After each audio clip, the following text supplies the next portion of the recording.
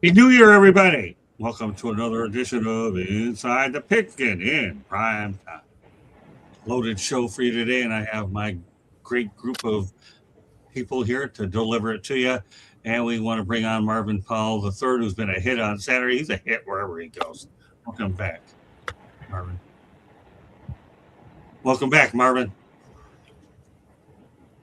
You're on. Can't hear you, Marvin. There we go. I guess I have to learn to take up lip reading. All right, Marvin, can you hear me? Can you guys hear me? Yeah, I hear you now. All right, sorry about that. Happy to be here, guys. That's okay. Got Candy Evelyn, got Eddie Prather, who's going to be active in the chat room. Won't be long before he ends up getting some stuff from us, right, Stephen Reichel? This guy is purely gone down the stretch with the giveaway winners for sure. Yeah, so it should be about 4 days. Yeah, about 4 days. It'll be stay tuned, stay in touch with Steven, Eddie, you got some things coming your way. All right, Candy's in the house. They got Shandy in the house. Welcome back, Shandy, man. There you go. And we got Ben Troop, who's going to be on for the duration. Great stuff, man. Looking forward to seeing his wild personality with that hat. And, of course, we got Stephen Reichel. Let's get to the agenda because it is a loaded one. We're going to have some fun and compare some quarterbacks on this show. And we're going to begin with Bo Nix and John Elway. Through their first 25 starts in their career, Bo Nix ended up with 5,578 passing yards, 44 pass for touchdowns, 17 interceptions, 601 rushing yards. That's unbelievable. 16-9 record. On the other side with John Elway, one of my favorite people of all time, 4,345 passing yards to go along with 26 touchdowns. Again, mind you, his first 25 starts. 30 interceptions for John, 436 rushing yards, and a 16-9 record. Marvin, break it down. Which one of these two you like better, or just compare and contrast the two? Yeah, John Elway is one of the all-time great quarterbacks to ever play, regardless of era. He's a Hall of Fame quarterback who has back-to-back Super Bowl wins. It's hard to compare a player like Bo Nix, so young, against a guy who is a legend and to me, one of the best to ever do it. Keep in mind, obviously, John Elway played in the day of 21 personnel, a big, a nice tight end, a fullback, and he had a tailback. Okay. At the end of his career, it was Shannon Sharp, it was Howard Griffin, and it was Terrell Davis at running back. This guy played in a different day. They handed the ball off a lot more. He had the physical ability to play in any era. He would have been great playing in this era of 11 personnel where you got three wides and, just a one-back guy. He could have played back in the 60s with Lombardi. He's really that kind of player. We forget when he came out at Stanford, he was considered to be a generational player. When they talk about generational players, they always talk about John Elway just because he was the guy who you knew was going to be a hit. He was a hit at Granada Hills High School in the San Fernando Valley. He was a hit at Stanford. Then obviously his pro career speaks for itself. Had he chosen to go to a different school, let's say more of a football school, we're talking about championships at the college level. He was that kind of a player. Bo Nix is great. He's outstanding, great tools. He has over 60 starts in college, which really gave him an opportunity to come to the NFL early. You couple him with Sean Payton, who, took Drew Brees to the next level, and you see why his numbers are what they are. With that said, I think it's hard. It's way too early because we're talking about Elway, who won back-to-back Super Bowls in year 15 and 16. This is back before they had any protection for the quarterback. Okay, this guy was playing with concussions and all that in much different times. So, similar paths. It looks, early on, it looks like Bo may get some numbers on him in this new passing era, but we need to pull the brakes on really any kind of comparison at this point. All right, well, you know what, Candy, go to the chat room real quick. I want to get Eddie Prather's comments up early, and then we'll proceed. Go ahead, just start from the beginning because he's going to – let's see. Can't wait. Hello, everyone. Very shocking coaching change today. Can't wait to read Ben's book. Elway is a top 5 all-time QB. Elway was as physically gifted as any quarterback ever. And then we had a hello. All right. Well, you know what? I had an opportunity to work with John Elway myself covering Super Bowl 33. And the one question I got after he went out there and won the Super Bowl, aren't you glad that you didn't get drafted by the Baltimore Colts, that you hold your ground? that was one question nobody bothered to ask him. He gave me the biggest, nice, wide smile you can imagine, because obviously few people realize that John Elway, he was drafted by the Colts and forced his way out of Baltimore to land in Denver. And that's the one question I was able to get in. In fact, I had some family members go ahead and tell me that they had heard me that day. It was kind of neat. But John Elway, to me, with everything that Eddie's saying is just unbelievable. It really is, because he's a gifted quarterback. Over to you, Candy, on this one. This one, it's hard. Like Marvin said, it's so early. The difference is that I would say is offenses now are more geared towards the quarterback play. So he's in an offense that is built for him and for passing. He's more protected than Elway ever was. Elway was more of a runner, I think he had a better physical arm. His arm strength was legendary. He was a magician, and at times he made magician-like plays. Physical runner. He had to overcome a run-first offense. Mr. John did, whereas Bo is more calculated and operates in more of a modern pass-heavy offense that is built towards him, whereas John Elway made up the offense as he went and carried a less supportive offense. So, albeit very early, hard to compare the two. If you're going to ask me who I'd take John Elway any day of the week at this point. All right, Tommy. I won't say that Bo Nix doesn't belong in the same sentence with John Elway. I will say he doesn't belong in the same paragraph or the same page. Nobody knew if Bo Nix was going to be a star when he got drafted. Everybody knew John Elway was going to be a star. Right. He won back-to-back Super Bowls. He took 3 teams to the Super Bowl that were overmatched. They wouldn't have gotten to the Super Bowl without him. They were overmatched against the Giants, Washington, and San Francisco when the NFC was dominating the NFL. Elway is an all-timer. There was this Caleb, the Bears quarterback. Bears were the last team to have a quarterback to throw for 4,000 yards. When Elway played, if you threw for 3,000 yards, it was a great season. So there's no comparison to the games that Elway played and the game that Bo Nix is playing. Don't worry. Since you like comparisons so much, I have another one I'm going to throw your way after this. All right, go ahead, Ben. Yeah, I mean, it's the one thing, I do my best to stay away from. I think sometimes when you start talking about why players don't have a shot to go out there and develop, it's comparisons. I don't think it's fair to a player like Bo Nix to be compared to an all-time great. Yes, Bo Nix was the first-round pick. John Elway was the number 1 overall pick. The number 1 overall pick ain't got nowhere to go but down. I mean, if you don't win MVPs, if you don't win Super Bowls, if you don't transcend the game or become a Hall of Famer, people consider you a bad player. No, Bo Nix got John Elway in the building to be able to go down there and talk to him, but it's hard to compare a lot of quarterbacks to John Elway, not just Bo Nix.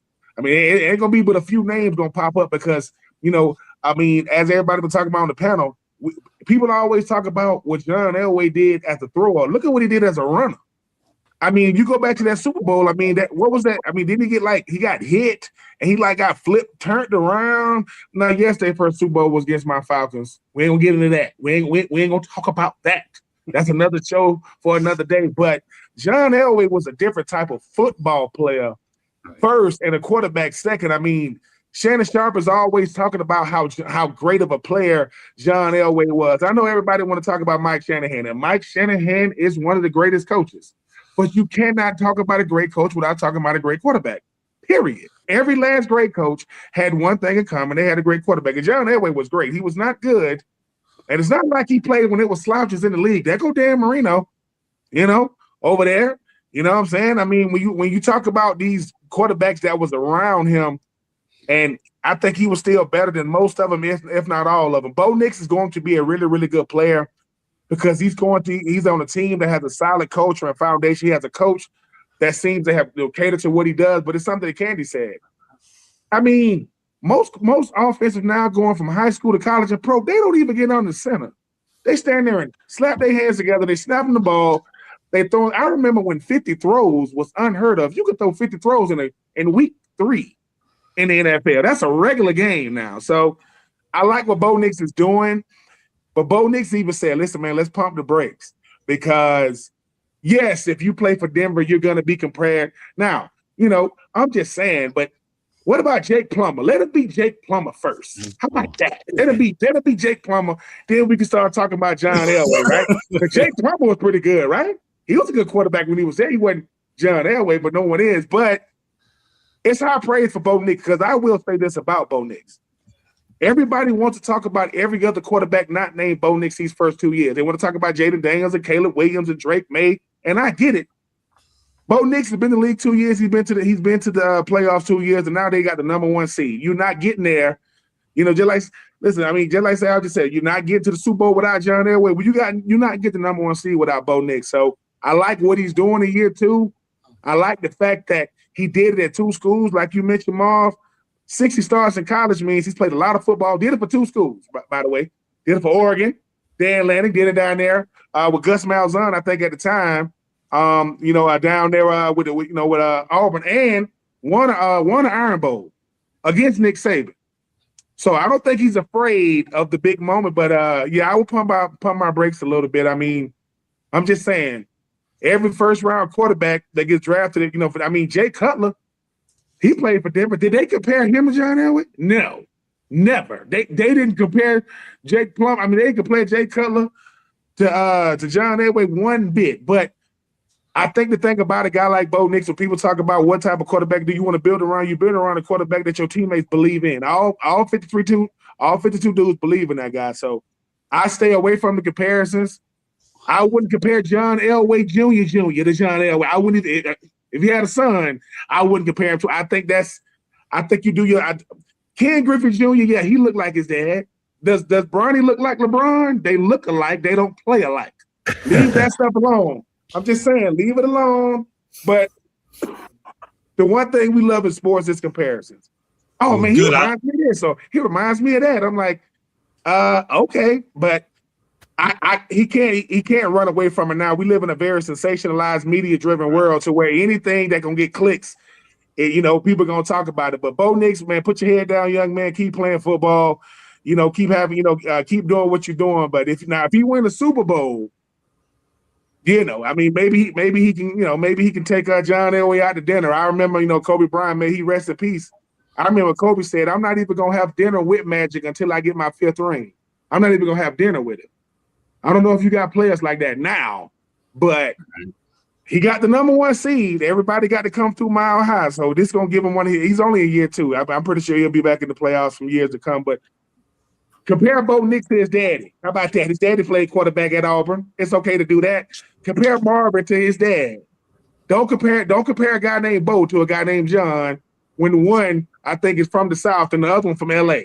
No, let's not do that to the young man. Let him grow first. Let him grow first. Well, I'm glad you like comparisons so much because after we get done with that one, I got another one I'm going to throw your way.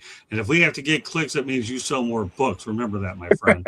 Yes, sir. I'll get the clicks and I'll let you know. But I'm glad everybody's so enthusiastic about them. I'm going to feed off these clicks and comparisons, but we're going to let Rachel get a crack at this one. I'm gonna go with Tom. I agree. Like we shouldn't be talking about Bo Nix in the same paragraph, book, whatever. When it comes to John Elway right now, and like I get it. Like that's what we do. We do lists. This is what we do when it comes to sports media, and as soon as we hit February 10th, we're already doing new quarterbacks lists and new this list. I get it, but like there's sometimes like listen, this is way too premature. Yes, Bo Nix has taken the Denver Broncos to the playoffs each of his first 2 years. I get that. But like this is one of those things like we don't need to be doing this to him yet, because these are the type of things that's like tears these guys down because you're putting unnecessary expectations on top of these guys, but they don't need it. It's fun. It's fun for fans to do it, but when you have have like your media members doing it on a consistent basis, and it's plastered all over ESPN and Fox Sports and all this other stuff. All you're doing is giving reasons for these guys to be compared to guys that, for some of these guys, they're never going to be able to stand in their shadow. But some of these guys that, they have the proper mentality about it and be like, well, if that's what they're comparing to me more, that's my ceiling. That's what I could be. So I take it all with a grain of salt. But like this is what, when we're talking about inside of the first 2 years. Inside of the first 2 years of a player's career, they should not be being compared to any Hall of Fame level quarterback. I don't care if they played in the same city, town, Pee Wee League. It doesn't matter. We don't need to sit there and do this. Well, I'll tell you one thing, Steve. You definitely are right about one thing. You don't like to compare them, but they've been doing it up for years anyway. So since everybody liked the topic so much, I'm going to do another one. But keep in mind, one thing Bo Nix has going for him, he's got Sean Payton as his coach. And Sean Payton is one of the better coaches out there for sure. And let's not lose sight of the fact that he did win a Super Bowl. So obviously, when you've been there and done that, that's another story. South Florida Tribune, who are your top 5 quarterbacks that never won a Super Bowl? I'll tell you, I can list a couple off the top of my head. Dan Fouts would be one of them. I would say Fran Tarkenton has been another one. Dan Marino, without any doubt. Anybody else want to add to that list? Warren Moon. Warren Moon, okay. Yeah. Anybody else? Phillip Rivers. Okay. I'm going to be an absolute homer right here. Donald McNabb, man. He carried a bunch of practice squad wide receivers to the playoffs 3 years in a row. Got gifted T.O. Owens, and we all know how that ended up. But I mean, he doesn't get the credit he deserves in this city. I talk about it all the time. So he's one of the guys on there. Dane Marino's absolutely. I mean, Marvin just hit one right on the head. Warren Moon. I'll even go even furthermore. With I know somebody Marvin looks up to is Mr. Steve McNair. Yes. So Yeah. I mean, there we could sit there and talk about so many different quarterbacks with it. It's an unfair expectation. I hate the fact that we sit there and do this with championships. The greatest quarterbacks have never won a Super Bowl. Well, they're still great quarterbacks. The Super Bowl is the team award, not the player award. Well, you got Jim. How about Jim Kelly? How about Carson Palmer? I knew That's that was fair, coming. right? Carson Yeah, Palmer. No, it is. That's fair. Yeah. And Jim Could you Kelly. imagine if Carson Palmer was on the Cincinnati Bengals offense right now? He'd be in love. Yeah. Candy, what did you say? I said Jim Kelly. Jim Kelly. Oh, definitely Jim Kelly. Absolutely Yeah. Jim Kelly. Yeah. By the way, Randall Earl, Cunningham? that's a great question, Earl. Great stuff, man. You just added a topic we didn't have. It's definitely worth it. Good stuff. Keep it up. Before long, you'll be on here with us too. How about that? Although he is fantastic in the chat room. Since everybody loves comparisons so much, I'm going to give you another one anyways. How does that sound? Okay, Drake May Yeah, versus- that's another comparison. Look at the quarterbacks. Yeah. What he had to beat to get to Super Bowls. Jim Kelly, Bernie Kosar, there were some great quarterbacks back then. Well, they sure were. All right, so let's go to another comparison since everybody likes the topic so much. Drake May versus Tom Brady. Oh, I know Steve will go ballistic over this. Don't worry about it. You'll deal with it. First 21 starts this time. Drake May with 4,539 passing yards, 101.1 passer rating, 32 passing TDs, 14 interceptions, 679 rush yards, 4 rushing touchdowns, obviously. And then you can go ahead and look at Tom Brady. Okay, you have 46.76 in terms of overall yards, 87.0 passer rating, 33 passing touchdowns, 21 interceptions, and we've got 75 rushing yards, 4 TDs. And in Drake May, he was 10-11 his first 21 starts. Tom Brady, mind you, was 14-7. So pretty interesting comparison there. I know everybody likes him so much. So go ahead, Marvin. Let's have fun with this last comparison, and we'll go on to some other stuff. The numbers themselves mean nothing to me. What separates Tom Brady from anybody, why it's so foolish to put him up against anybody, the guy has 7 championships. He's had there was 7 times in his career where he was the common denominator with a championship team. And football is quarterback driven. Okay, that's the bottom line. This guy did it. Over 2 decades, he did it at such a high level that anybody else who you talk about, Drake May, listen, it is. I can't tell you how disrespectful I think it is to put any comparison to Drake May and Tom Brady. Drake May looks cute out there. Okay, he looks cute doing his own thing. Tom Brady's the GOAT. You know how many men played this game? You know that Tom has to step over to be the GOAT. You know what I'm saying? Drake May is on pace for a Pro Bowl year. They talk about maybe MVP and all that stuff is great, but we can't. I know they wear the same uniform, play for the same program, but we can't compare these two. Brady is the GOAT for a reason. And again, you talk about all around. Lawrence Taylor, Jerry Rice, Walter Payton, Jim Brown.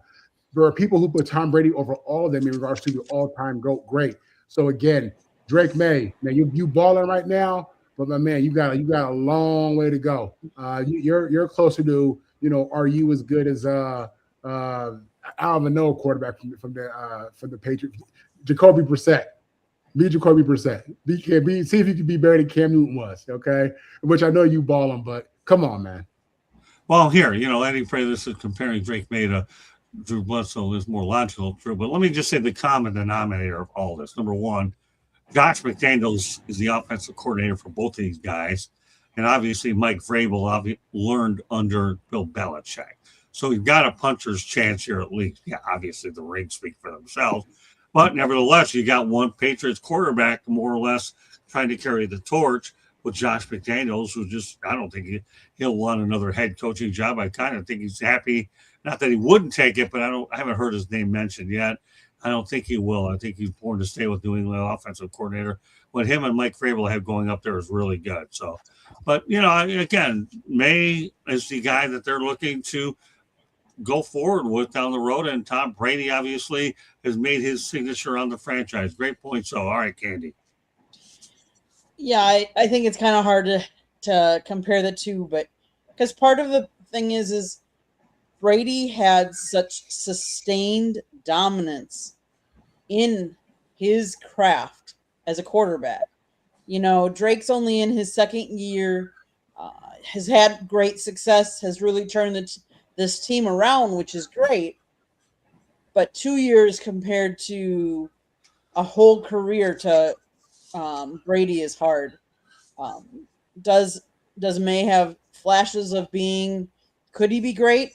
Yes, but it'll take no injuries or very few injuries to even get to be able to compare to Brady. Okay, Tommy. Here's how I'll put it. Bill Belichick was basically a 500 coach with the Browns. He didn't win until Tom Brady took over. Right. When Tom Brady was gone, they went downhill. Who's brought him back? Drake May. So one thing I'll say about Drake May and Tom Brady is they've both made the Patriots winners with or without Bill Belichick. And, and I bring that up because it's just so absurd, talking about comparisons, to say Bill Belichick is the greatest coach ever. Vince Lombardi never had a losing season. And when he took over the Packers, they were one of the worst franchises in football. And Lombardi had Bart Starr, but he never had a Tom Brady. Can count on you bringing back the old time perspective, Tommy. That's what's so great about having you on here. A cagey veteran that's seen an awful lot. Great stuff, Tom. All right, Ben. Yeah, I mean, once again, Drake May getting compared to Tom Brady. If you want to compare Joe Montana to Tom Brady, let's talk. Let's talk. And that's it. That's the list. I can respect a lot of players. I can respect what Drake May is doing, but I agree with what Marvin said. Look. We crowning these. The only difference in Drake May got to start quicker. I want to say Tom Brady started like in his second year. Drake May got to start his rookie year. You can't compare quarterbacks because you can't compare eras. Tom Brady, by the time he left the NFL, it was a passing league, but he made sure that whether it was a passing league or not, he says, who got the most passing yards? Me. Who got the most touchdown passes? Me. Who got the most Super Bowls? Me. Oh, okay. He won a, and I think when we talk about competitive nature, people want to talk about Michael Jordan, people want to talk about Kobe. Tom Brady is right there. He wants to win at everything. So I like what Drake May is doing. I'm never here to bash a young man for going out there and handling his business. But this is a proven league, man. You got to win something. You got, and when I say win something, I mean the last team standing. Remember when they was talking about what's the young man from Kansas City name? They was comparing him to Tom. Remember when he played Tom in the Super Duper Bowl? Who won that Super Bowl? Tom Brady. Because Tom Brady, look, I know you're supposed to be the next, but I'm still here, youngin. So you got to wait. So I know this is going to continue to happen. I know Drake May and his wife got an incredible love story. Mike Vrabel in year one got things going. Josh McDaniels, I don't think is ever going to be a head coach again, because when he was a head coach, he drafted Tim Tebow first round when he was with Denver, and then he had a cup of coffee with the Colts and got back on the plane and left. So I don't see him. I think he's built to be the offensive coordinator for the New England Patriots. But once again, don't just pump your brakes. Get out the car. We driving the wrong way when we talk about Drake May being compared to Tom Brady. We on the wrong highway. Tom Brady is about, if Tom Brady was like super duper athletic, it would have been even more unfair with what he was able to accomplish during his time as a player. So like I say, Joe Montana is always going to be up there as one of the greatest quarterbacks I ever seen play the game. Tom Brady is the GOAT. When you talk about the numbers, but like Bill Parcells say, numbers, they show you a lot, don't show you everything. But Tom Brady was like, yeah, well, what they say, men lie, women lie, numbers don't. Well, check the numbers in every major category for a quarterback, and he's tops in all of them. So Drake May, keep doing your thing, young man, just like Bo Nix, keep doing your thing with the Denver Broncos. And when the comparisons come up, it comes with it. Like in today's NFL, every big running back looks like Derrick Henry. Every big, fast, strong receiver looks like Megatron until they don't. So all I'm saying is, look, you can show glimpses. Everybody shows glimpses, right? Or you win the Super Bowls. Tom Brady said, who's the first team to host the Super Bowl and win it? That was the Bucs. Who's that quarterback? Tom done everything, but he dumbed it down for 2 Super Bowls so Eli Manning could be a Hall of Famer. So he did show his human side for 2 Super Bowls. So now Eli Manning get to be a Hall of Famer because Tom Brady showed he was, human for 2 Super Bowls. And because of that, Eli Manning gonna be a Hall of Famer, people. He's not a Hall of Famer for real, Marvin and Steven, but because of his last name and the 2 Super Bowls, he's gonna be, which lets us know if Nick Foles would have won 2 Super Bowls, is he a Hall of Famer? No. So why is Eli? That's another conversation. I'm telling y'all, we need to stop bending the rules for certain people, man. If his name was Eli Smith, he wouldn't even be a consideration for no Hall of Fame. Stop the madness. Stop. He'll still be in the Ole Miss Hall of Fame though. Great sub, Ben. That was really good. All right, top that one, Steven. Then we'll get away from these superstar comparisons, although I have a laughable one in a moment. Go ahead, Steven. I mean, this one's already laughable. I don't know how you get a more laughable one. Oh, don't worry. You'll see the next. I mean, here we go again. We're having these babies that are just learning how to crawl at the quarterback position being compared to, elite level Hall of Fame, first ballot Hall of Fame guys. It shouldn't happen. We shouldn't be having this conversation. It's absolutely ridiculous. Yeah, Eddie's spot on right there. Plunkett won 2. He ain't in the Hall of Fame. He played in real man football time. And the main reason why Plunkett's numbers were so bad because he was stuck in a New England that could barely win more than 2 games a season. So and yeah, like listen, Bill Belichick couldn't do not a nothing, not a Ned nothing without Tom Brady. Right. When he left, guess what happened? Bill Belichick as a head coach took a nosedive. So I mean, listen, it doesn't matter how gifted Tom was. Tom just, he had the ultimate winner clutch gene in him, and I think there's another quarterback that kind of has that attribute to them. We'll see what happens over the next 5 years. People are already throwing around this guy's a Hall of Famer, but I'm not ready to go there yet. You have to put in more than a handful of years before we start having these big comparisons. It's absolutely redundant to me. I think Drake May, for all intents and purposes, probably going to be this year's MVP, even though it probably should be Matthew Stafford that is going to be this year's MVP. But I have a feeling they're going to take it away from Stafford and give it to the new kid on the block. But as far as comparison, there is none. There's none to be had, and I think Eddie already said it. If we're comparing them to anyone in New England quarterback history, it probably should be a Drew Bledsoe, not a Tom Brady. But then again, like I said, he doesn't have a body of work to compare to. He could very well could fall completely off of the face of the NFL earth at some point in time over the next few years, and no one would know who Drake May is on the street. Not New England, not in his hometown, not where he played college ball at. But it's again, ridiculous list that we have to go over. Well, yes and no. It is ridiculous, but it's also interesting, as indicated in the chat room, Stephen. Okay, so it's something that we're all going to talk about. They're more talking about everyone else than the list. What's that, Stephen? They're talking more about everyone else outside of the comparison we're having. Beautiful. That's good. We have more names that we can refer to. So if you thought these two were interesting, but this one is laughable, so don't take this one to heart, Stephen, okay? But I have to put this out there because I was laughing when it came out. But can you believe there was a story a couple months ago that Johnny Manziel was actually mentoring Diego Pavia? My God. Now, if you want to laugh hard, here goes Stephen. All right. Of course, he'll probably be back on. But, that's all time we have to help his mom out. But that's all right. Let's talk about Diego Pavia and Johnny Manziel, Marvin. Listen, nobody knows more about adversity and drama and growth and immaturity than Johnny Manziel. You know what I'm saying? He's been through it. Right. Better yet, let me say this. He's put himself through it, through this immaturity and decision-making.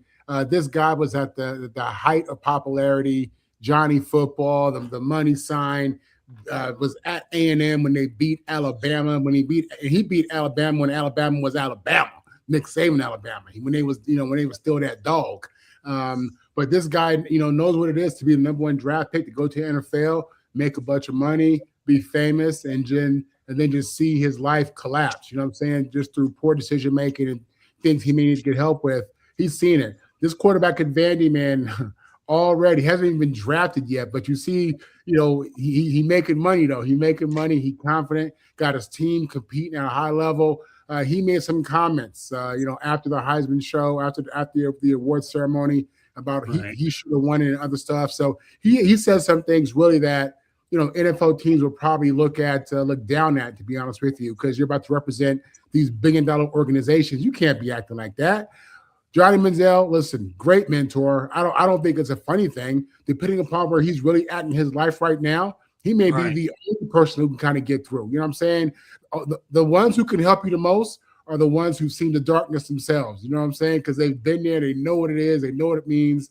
I think it's great that Baker wants to step up, take some kind of leadership role in this kid's life, and I hope this kid is smart enough, mature enough to want to receive a little advice from a guy who's been at the top and been at the bottom. Great stuff, Marvin. Okay, we'll turn it over to you, Candy. Yeah, I think it's great. If Johnny Manziel wants to mentor a guy, he's been there. He's dealt with adversity. He's dealt with attitudes, saying some of the wrong things. And I think, in today's social media where everything goes viral so quickly, I think it's good that he's having somebody mentor him that might be able to help him. And I'm not saying you can't say things. I said you just have to be careful what you're saying, because everything you say can and will be used either for you or against you in any job going forward. Okay. Tommy? Yeah, I wasn't clear on that story if he was mentoring him before or after Pavia made his stupid comment about the Heisman Trophy. But in any respect, Johnny Manziel is not a mentor for anyone. Right. You know, the story I always remember about him is when he was at the peak of his popularity after that big season. Yeah. Sports Illustrated followed him around, and he was on a golf course. And a woman teacher from his high school happened to be out there and saw him and wanted to say hello and congratulate him. And he barely gave her the time of day. Yeah. That's the kind of guy Johnny Manziel is. He was out and out rude to her the way it was portrayed. John Elway wouldn't do that. Tom Brady wouldn't do that. Warren Moon wouldn't do that. Right. So Johnny Manziel isn't a mentor to anybody. It reminds me of the story my days in San Diego. You know, you're talking about guys who could be in the Hall of Fame. If Chuck Muncie wasn't his own worst enemy, he'd be in the Hall of Fame because there was no greater athlete playing running back than Chuck Muncie. The guy could have been a great decathlete. Right. And Muncie got lost his career to cocaine abuse. And I always remember the story. They invited him to Lincoln High School. It's a tough neighborhood in San Diego. That's where Marcus Allen is from, to talk to kids about mistakes. And the Lincoln kids basically said, "Why should we listen to you after all the stuff you've done?" So if you want to talk about mentoring stories, the NFL had Tony Dungy mentor Michael Vick. Right. And look what happened to Michael Vick when he made his comeback with the Eagles. That's a great comparison. Go ahead. Johnny Manziel is just a plain bad guy. Yeah. Well, I'll say this before I turn over to Ben. Johnny Manziel is a bust. B-U-S-T, period. Yes. And I don't think he should be mentoring anybody. Turn over to you, Ben. Nobody's going to top. I'm sure. No, I think Johnny Manziel. I mean, something that Marvel was saying. I mean, he's seen the highs and the lows of this thing, and he's telling he's telling Diego, look, dude, this might be the height of your career. No matter, even if you go pro. And the thing about it is, I mean, Johnny Manziel had the world on fire when he was at Texas A&M, and it's real similar. He said, "Look, nobody saw me coming to A&M. Nobody saw you coming at Vanderbilt." And you want people to remember what you did as a player. You don't want people to remember your antics. That stuff you doing, he's telling him, you're not good enough to do that, because the best don't do that. The best don't go off antics. They go off how they play. I get it. 22, 23 years old, you at the Heisman, a ceremony, you didn't win. Look, it's going to be a bunch of Heisman, runner-ups. I mean, Christian McCaffrey was a Heisman runner-up. Darren McFadden was a Heisman runner-up. I mean, you're going to – Peyton Manning was a Heisman runner-up. It's how you handle it. And I get it. Sometimes when you are a guy like Johnny Manziel, sometimes you find your way back into the spotlight. I mean, you're trying to do it the right way. I don't know. That Netflix special he had, good Lord. I ain't even know, where did he get the time to do all the stuff he did when he was at A&M? But I can always appreciate a former player trying to look out for a current player, trying to let him know, Diego, you will become a memory real fast if you get to doing crazy stuff. People will write you off really, really quickly, because winning a Heisman is prestigious. Being a Heisman Trophy finalist is prestigious, but you want to be able to live off this moment for years. AKA one Tim Tebow. Tim Tebow is the NIL king, and he's still living off of it because of how he lived his life. So I can appreciate Johnny Manziel trying to make sure. He said, "Look, man, I don't want you to go on the same path I did. I want you to listen to the things I didn't listen to." And hopefully he's doing that. Like I said, players have a chance now to be more high profile because of how much media attention and exposure that they get. But you better use it the right way, because perception is your reality. It don't matter. The craziest thing a player can say, they don't really know me. We don't really know none of them. We don't know most players. We don't sit down and talk to them. We don't live in the same neighborhood with them. Our kids don't go to the same schools. No, what you give us is what we go off of. So don't get mad when we judging you or criticizing you on what you're giving us. So I'm happy for Johnny doing it, because when Johnny Manziel had on the Diego jersey, that was well. I saw him wearing the jersey at a game this year, so it kind of putting two and two together. So shout out to Johnny Manziel trying to at least lend his wisdom to the young man. Will he listen? I don't know, but at least he's trying to do things the right way. I can always commend Johnny Manziel for doing it because, like I said, Johnny Manziel lasted 2 years in the league. 2. That blew my mind when I saw that Johnny Manziel. Right. He got drafted by Cleveland, so I mean, we understand that part. But 2 years, man. So yeah, keep on doing the right thing, Johnny man. Hope you keep your nose clean, but trying to deal with these youngins that's making $2 and $3 million a year just to play college football. It's gonna be hard to get those people to listen. Hopefully Diego does. Any thoughts about this one, Steven? I know you had to take care of some or maybe you laughed at me for the Johnny Manziel trying to tutor anybody. Was he gonna try to show him how to do beer pong? Seriously, stop playing. Is he gonna show him what the girls to stay away from at the strip club? The guy just missed a signing event that he was supposed to because he was partying. He hasn't grown up in any way, shape, or form. Right. If anything, like Diego's gonna be like, all right, this is what I'm not supposed to do moving forward, right? Got you. Okay. That's the only reason if I'm somebody that's working with this kid to allow Johnny Manziel to tell my client anything at this point in time. It's a joke. I'm not sitting there saying that Johnny wasn't an exceptional talent when he was in college football. He didn't take his pro career seriously. He didn't have mentors either when he was in a bad situation in Cleveland. But he used that as a scapegoat for how he acted otherwise. So as much as he was probably one of the funnest college football players that we've seen over the past 20 years, he has no business mentoring anybody with anything unless it's involved with substance abuse recovery. That's funny. Yeah, man, that event Manziel didn't show up for was celebrity picker for the ESPN game when Texas A&M was playing.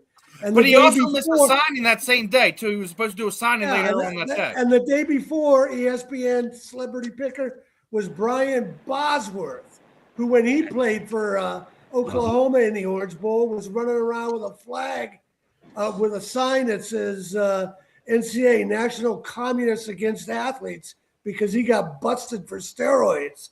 These are the guys we celebrate on ESPN? That's right. Hey, Steven, I got some good advice here. You know a quick way to make some money? I'll tell you right now. Send me a clip of your laugh, okay, and chastise Johnny Manziel.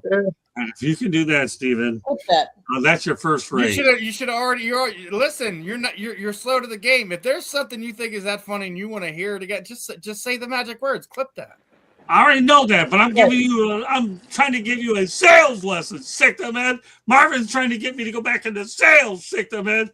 Send me a recording of your laugh, or Candy, you'll have to do it because that was classic the way you pounded this guy. Actually, I think if you tell Candy, just remember this timestamp right around this time, you should be able to go through it and manually put it in there for him. That's classic, man. That's sales, right? Yes. That's sales. That's sales. Listen, I got no hate towards Johnny Manziel in any way. No, I have a liking towards your laugh. Forget about Manziel. You already said what your thinking is here. Save it for business. Yeah, I don't have any hatred toward him either. I hate how the media celebrates him. Yeah, I can't stand him. I make no bones about it. How do you say that in a day of the Kardashians and Trump? And I mean, Johnny Manziel makes you mad. That makes you mad. I laugh at Trump all the time. He's a freaking idiot. Don't get me wrong. Like he can get it too. Kim Kardashian, the whole family, they can get it too. Our society. People voted for that guy because he was on a TV show. All right, let's not lose no viewers here. I don't know. Yeah, that's true. Yeah. Well, you know what? He's our president. I like some of the things he's doing, but the way he goes about things, he's a freaking idiot sometimes. Let's be honest. He said, "I like it." Tell me how you really feel. All right. Well, you know what? Which topic we talking about now?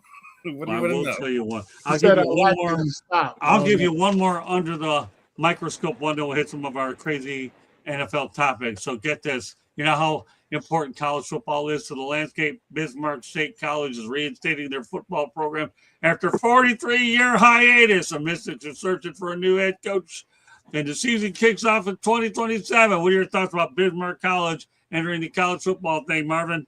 listen, again, it's not a sport, y'all. It's a business. This thing is about to make, they see the opportunity to get that money. You know what I'm saying? It's real. These TV networks, these sponsors, they put real money up. Viewerships at an all-time high. People who are so upset about NIL and the transfer portal, who want to boycott watching all bull crap. TV college football right now is killing it. You know what I'm saying? And there's no suggestion, nothing that I see that says it's slowing down. Bismarck wants that money. There's a lot of athletes out there, and good for them, man. It's a great game. It's a great team sport. My greatest relationships were my college teammates, without question. And good job for their students as well. My wife went to a college that has no football, Xavier in New Orleans. Crazy. How do you have no football and you're in college? That's just the world. That's just how I think. You know what I'm saying? So good for you, Bismarck. Candy. Okay, so I had to do a little bit of research, of course, because that's just me. They're the third largest college in North Dakota university system, with 3,781 students. That was a while back. Now they have 35 technical programs, and more than 150 courses are offered offline. They compete in 14 intercollegiate varsity sports. The men's sports include baseball, basketball, cross country, rodeo, track and field, wrestling, while women's sports include basketball, cross country, softball, rodeo, track and field, volleyball. And then men's football will return in 2027 after a decades-long hiatus. They're currently transitioning into a 4-year institution and will be leaving the Mondac Conference. So just interesting. On November 6, 2025, they announced that the school will be reviving its football team, which was discontinued in 1985. The team will begin playing in the Frontier Conference with the 27-28 athletic season. So there you have it. Bismarck is back in business. Tom, you like college. What do you think of this interesting story? Yeah, there's two interesting things about this. Like Marvin said, football is a business for a college to make money. And I'm going to cite an example. Old Dominion University is coming off a 10-3 season. They didn't have football until 2014. Now they went into Conference USA, Sun Belt. And the reason they started a football program, because they always had a good basketball program, the reason they started a football program is they realized the event that a campus rallies around is not only the football team, but homecoming weekend. And that's when you get the donor money. So that's why Old Dominion started up a football program, and it's paying off for them.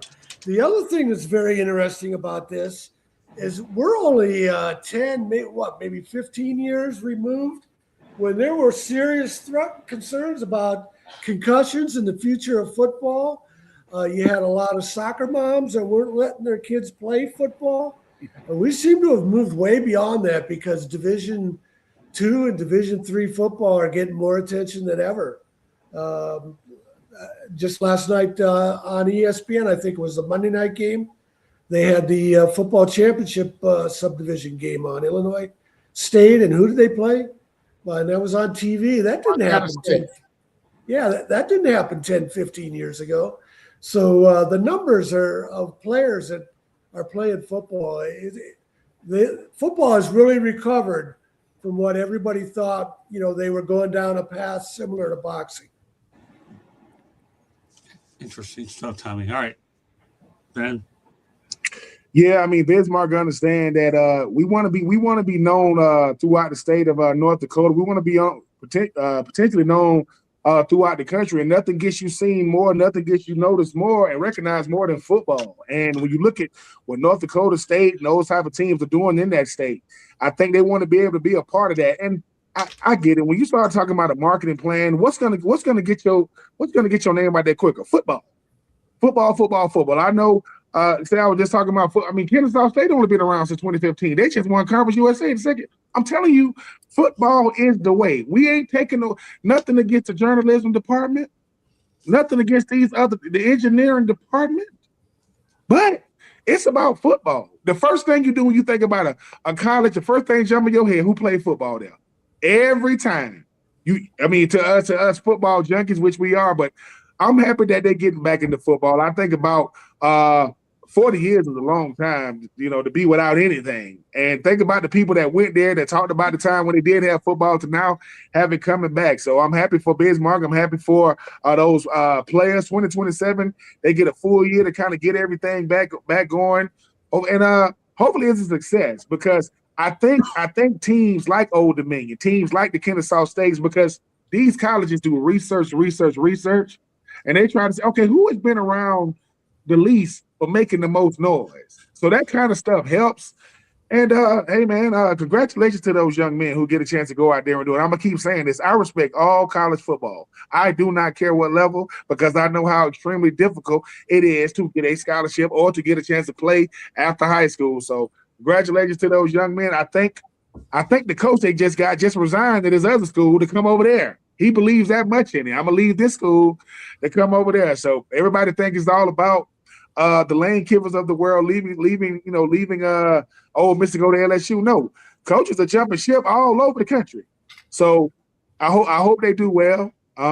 It's something about those new teams that put pressure on the usual suspects that's already been in those conferences, and we'll see what happens.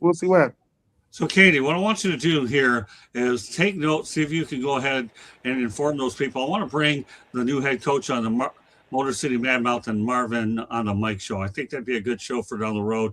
So make note of the time that we put this on, and we'll see if we can reach out to those people and put them on. Marvin and I will have a field day with this one, because it's a very encouraging story. All right, Stephen. Again, to quote, Mr. Marvin Powell there, it's about money. That's what all this is really about. It's about the cheddar cheese. That's what it is. And I agree with Tom too. Like, homecoming game, all that stuff is kind of when all these campuses are have the most attention on them. And, and stuff that I like, stuff that Ben said is, you have, being there in Bismarck, and then you have, North Dakota State that, you had a couple top picks come out of there. They won a couple championships there. Right. You get kind of that jealousy, that envy in you. Like, man, I want that too. I want that love and attention and stuff like that. So, I think it makes sense, bringing football in there. I want to see more. I don't think there should be a college inside of North America that shouldn't have at least a football program. I know a lot of these schools are, it's either they're lucky to get a handful because of funding and stuff like that. But I think at the very least, college football, baseball, hockey should be a part of every school's, available sports to play. But, that all comes with money, right, guys? So, it's what it's really about at the end of the day. I hope they're able to become a successful program, and they're able to kind of reach some of the realistic goals that they set for themselves. But, the more the merrier, in my opinion. We're talking about putting college football games in the Middle East for, once a year. Then you're gonna need schools to go out there, and this is a lot of reasons why you're seeing people like say, listen, we want a part of that money too. Like we want to be able to brand and market ourselves to get more attention on us. So bravo to them, and hopefully that they're able to achieve what they want with starting the football program back up. Great stuff, Stephen. Really like your commentary on this. This is really good. All right, let's go to something, Stephen, everybody's all too comfortable with. We're going to talk about Jeffrey Lurie, the owner of the Philadelphia Eagles. I'm going to read his story, and everybody can comment on it. I think it was that impressive. I want to spend a little time on it. Jeffrey Lurie inherited $200 million from his grandfather. Instead of retiring, he bought the Philadelphia Eagles in 1994. The team was horrible, but he built it with a winning franchise that's now worth $6.5 billion in 30 years. Let's continue on, because this is unbelievable. Obviously the Philadelphia Eagles were up for sale at $185 million. The team was struggling. Philadelphia wanted the ownership gone. Guess what? Jeffrey decided to buy him anyways. Most people inherited wealth. He risked nearly all of his on a broken football franchise. That single decision led to Super Bowl titles, packed stadiums, and one of the most valuable franchises in the NFL. Sometimes direction matters more than safety, without a doubt. But when you think about it, Jeffrey Lurie was born in 1951, and his grandfather owned movie theaters and built a fortune in entertainment. Let me continue on with this because it's a really good story. As I said, he was born in 1951, growing up in a family whose fortune came in the successful chain of movie theaters owned by his grandfather. When his grandfather passed away, again, he inherited more than $200 million. So at a relatively young age, he was given financial freedom, but was unsure of what he wanted to build with this massive inheritance he had received. In 1994, the unexpected opportunity appeared when the Philadelphia Eagles were put up for sale during one of the darkest periods in the team's history. The team was losing games, fans, relevance, and the city's trust. Jeffrey made a bold decision to go $185 million of his inherited fortune with the struggling franchise, risking almost everything he had. If he had failed, he'd be remembered as the hare who wasted his fortune. Obviously, the pressure was real. In 1999, Jeffrey made a key decision and hired Andy Reid as head coach. Reid transformed the organization from inside and out. He changed the culture, the mindset, expectations, which led to a playoff appearance in 2000. In 2004, 2005, the Eagles reached the Super Bowl twice. They lost, but the city believed again. In 2017, Jeffrey made another bold call by hiring Doug Peterson as head coach and drafted Jalen Hurts. That season changed everything as the Philadelphia Eagles won the Super Bowl in 2018. Before the win, the franchise was worth $2 billion, but by 2023, it was valued at $6 billion. Obviously, we see that Jeffrey's $185 million investment had multiplied. He inherits money. Inherited money didn't make him successful. It was actually the smart decisions, strong leadership, and the patience to let great investments compound over that time period. With that said, Stephen, you're in that area. What are your thoughts about the impact of Jeffrey Lurie? As an Eagles fan, I couldn't be happier that he bought this team. Norman Brayman was doing nothing but running this franchise into the ground. He had Buddy Ryan here. He had one of the best defenses inside the last 40 years, and did absolutely nothing. Just let it go to waste. When he bought the team, he brought in Ray Rhodes. He brought in that West Coast style of offense in there, with John Gruden and all that. So I mean, he did a lot of the right things. It wasn't just an Andy Reid thing. Andy was just another piece to it. As they, Ray Rhodes wasn't quite getting it done the way he wanted to get done, and it was kind of along the lines of the similar thing when Andy got to the end of his rope here in Philadelphia. He wanted this team to be a championship team. He felt that he was putting enough effort into it, and then that the Andy's shtick had kind of ran stale here in Philadelphia. We go and move on again. He connects with this city in another way. It's not just giving them a team to root for that is a perennial contender. It's the stuff he does in the community, the charities, the Eagles Autism Foundation. Jeffrey Lurie is so much more than just an owner that's looking to fill his pockets. He goes out of his way to do things he doesn't have to do. We've seen it plenty of times. Owners just are just here to be a part of the show and to line their pockets, and that's all. After all that's said and done, they don't care. That's not the type of person Jeffrey Lurie is, and I think that's another reason why he's been so successful here in Philadelphia in building that thing. And he also holds everyone to a level of standard. They're not brought if they're not to that standard, they're out of here. And the same goes with, as he brings in some of these guys to kind of implement their plans, like a Howie Roseman. He will not have any player on his team that has been involved in domestic violence in any way, shape, or form. You've been accused of domestic violence, you've been charged with it, whatever. You will not be a Philadelphia Eagle. And like I said, there's a level of respect when it comes to that, because a lot of people, they don't care what you do outside of it, as long as when you come in the building, you act this way, you do this way, you perform on the field. He holds everyone to a standard, and I think that's what has built the championship culture here. It's something to be seen, because I mean, I remember as a young kid, just the years and years of losing and just getting, having all the right pieces there, but just couldn't get out of our own way. And then over the last 10, 15 years, starting to kind of see it all get put together and show out on the field. I mean, you got to think, since he's taken over, beforehand they had one Super Bowl appearance, from the 60s to the end of the 80s, right? After 2004, obviously run into the Patriots. 2017, you run into the Patriots again, you win that one, and then two more inside of the last 5 years. So since he's owned this team, they've been to 5 Super Bowls. Right.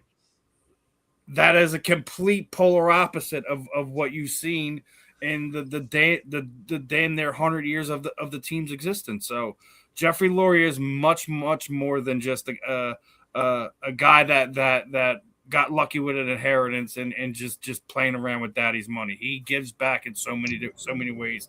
You have to tip your cap to him.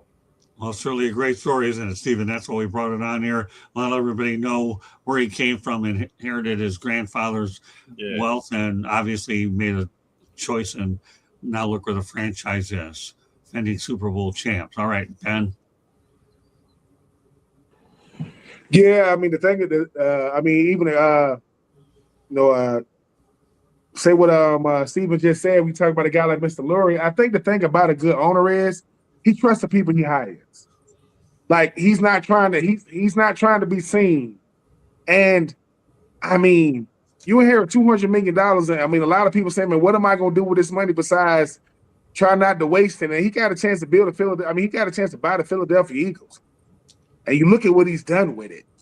I mean, Mr. Lurie was a guy that's never ever was seen as a guy that didn't care about winning. I mean, when you talk about, I think he hit the jackpot when he hired Howie Roseman. He hit the jackpot, because you got a guy who understands how to put a team together, from the coaches, the players, and I mean, you talk about Donovan McNabb, but the one thing that stands out about me about Mr. Lurie was he's the only one that took a chance on Michael Vick when he came out of jail. He's the one that took a chance on him. And he let him, and Michael Vick at one point was an MVP candidate. They said for Michael Vick to get back on the field, you got to have the best front office to deal with that damage control. And they did. Tony Dungy reached out to Andy Reid. Andy Reid tells Andy Reid about Michael Vick. He said, look, he's a different person. I will vouch for him. And the rest is history. So, yeah, I mean, Mr. Lurie right now, he's one of the best owners in sports. When you look at what his team is doing, when you look at how his team performs, and in a place like Philly, you got to be built to deal with anything, and that's a gritty, grimy city. But Mr. Lurie, he's done a lot, and obviously he don't publicize everything he does, but when he does, but he seems, the two things I know he do, he loves that city and he supports his players, both current and former, and that says a lot about an owner. I mean, listen, once your owner start giving you checks when you out on the field, they don't got to, show up to your events or support you in what you're doing, but. Yeah, man, Mr. Lurie seems to be like one of those owners, and when he's in the meeting, when he's at the owners' meeting, what he says matters. And I know that he was known to last year at the competition committee talking about the tush push. He was talking because he thought they was gonna get rid of it, right? He did his speech, and now it's back. But congratulations to him. I mean, obviously those owners want to collect check. Most owners in the NFL, they're trying to collect that money. And they team not gonna be that good, and I know, Steven always want to come on here and talk about losing, man. I don't want to hear y'all don't know losing, man.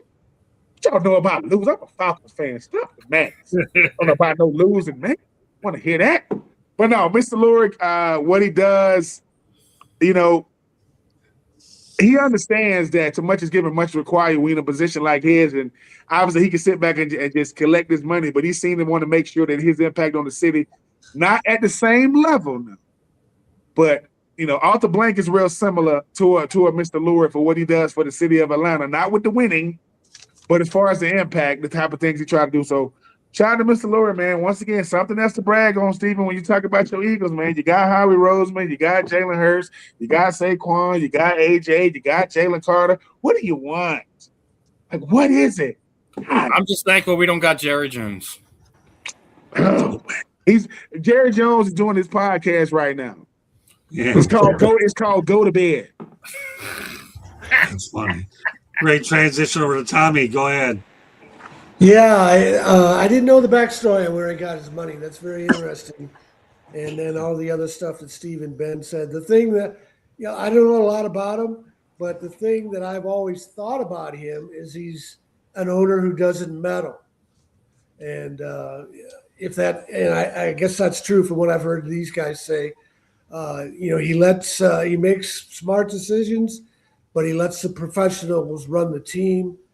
And what it reminds me more of, obviously he's not like Jerry Jones. What he reminds me of is Art Rooney, who took a horse racing bet and turned it into the Pittsburgh Steelers. Wow. Took him a while to win, but when he was a winner, he didn't meddle. I didn't know that backstory either. That's pretty cool stuff.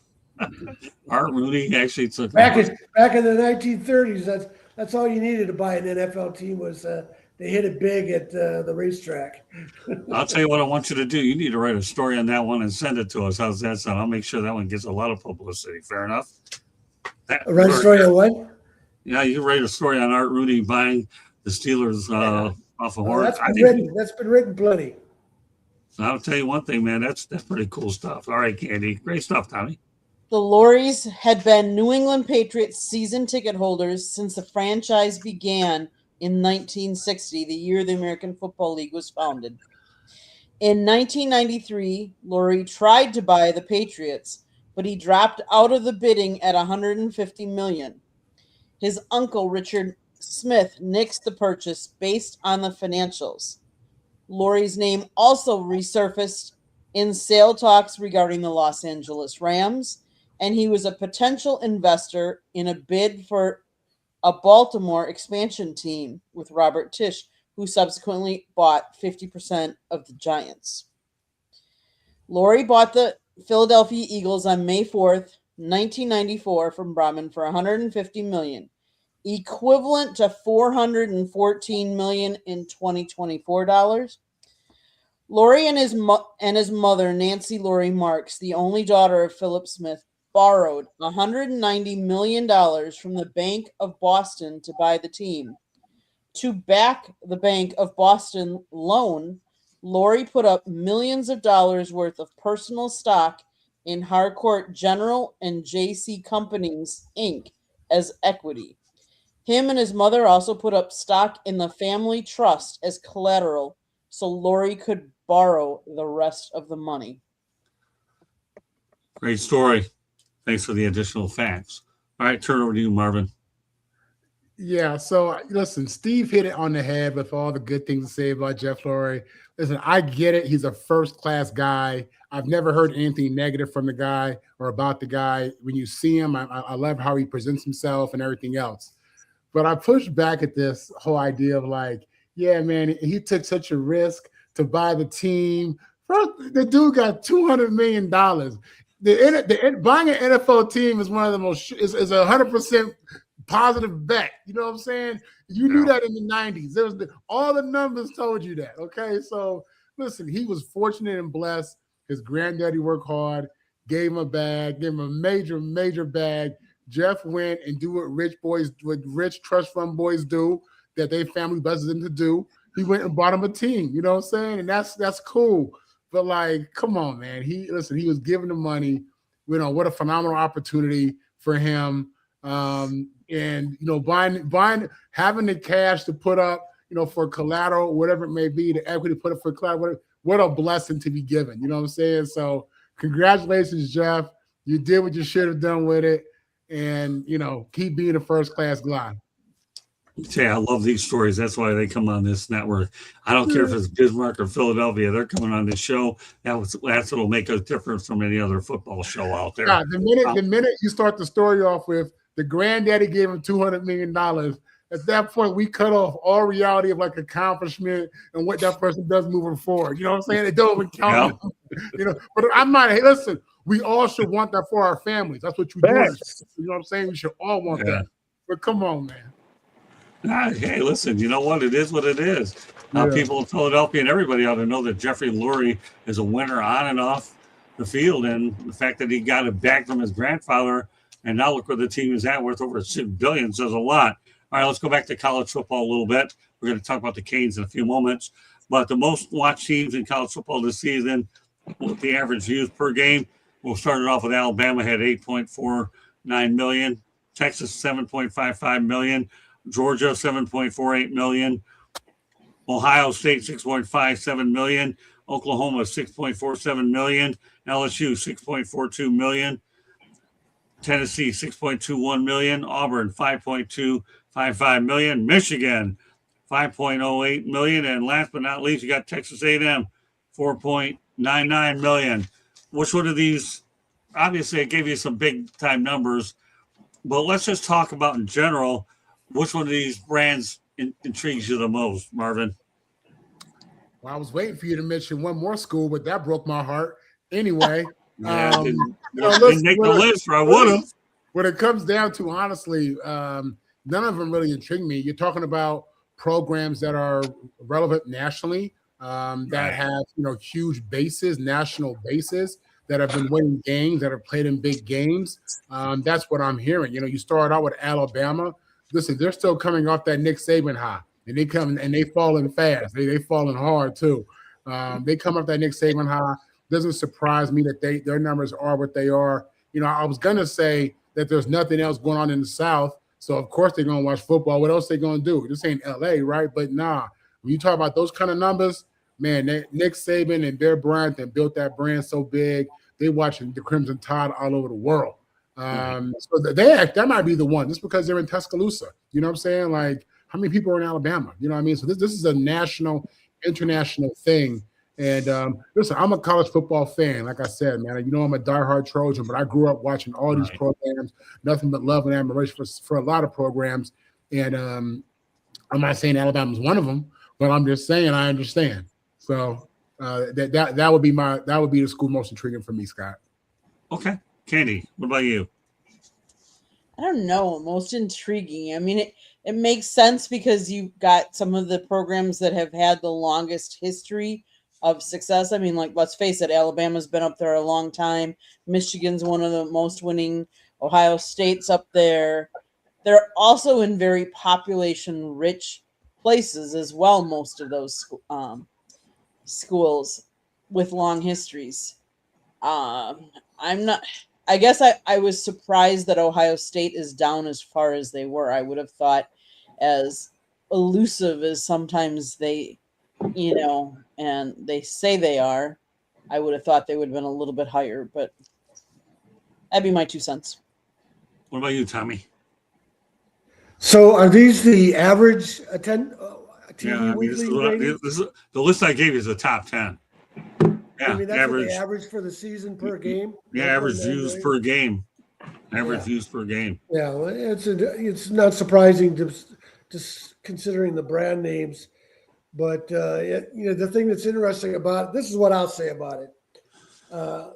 All those schools are football centric, and so if they have a bad football season, they have a miserable year. Right. Place like Michigan State, we had a bad football season, but we're moving on to basketball season. We're fired up. We got something to keep us happy in the winter. That's fun. I love that. That was good. All right, Ben.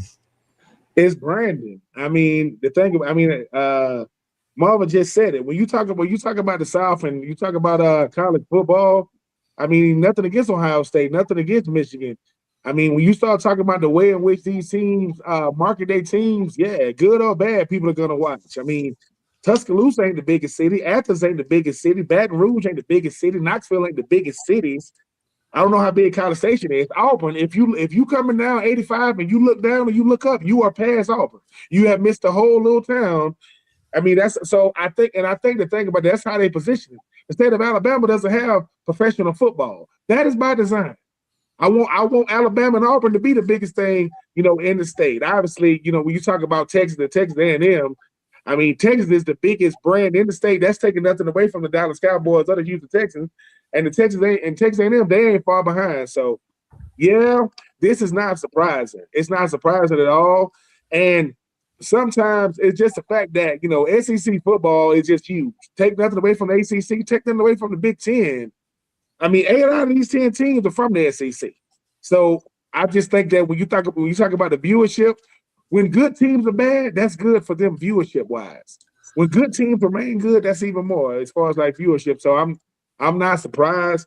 I mean, Texas A&M averaging almost 5 million. You averaging almost 5 million viewers. So when you talk about, once again, when you talk about why the people that like run these schools, these GMs and chancellors and athletic directors, you want to know why Greg Sankey got his feet up right now? The commissioner of the SEC. This is why. When he said who watches more football than SEC fans? Well, this is the reason why. So yeah, I'm sad too. I'm sad too, Marvin. I mean, Florida ain't there. I don't even want to know. We was probably in the millions, but we ain't as high as we used to be over the years. Hopefully we get back to at least the viewership or some level of respectability with these years coming up. Come on, Coach Summerall. Let's get right. That's good. Steven. All right. Want to know what I think I find interesting about this entire list is there's not a single team on here that is remaining in the college football playoffs right now. Right. Not a single team. So all the views, all the money, all that they put into it, y'all still don't y'all still don't have a championship team on the field right now. So the fandom, the brand, all that's all fine, well, and dandy. The simple fact that we're sitting here and you got Oregon, Miami about to go at it, and none of the big SEC schools who have all this viewership and all this money behind it are even there right now. Yeah, great point.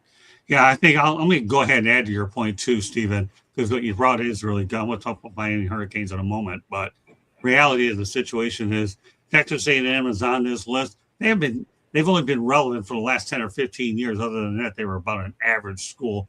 That's what they were. And USC should be on this. I'm just surprised at that population base that you have in LA that they're not on this list. And with them being a blue blood, a top 10 winning program. Great point, Stephen. I just want to build on that.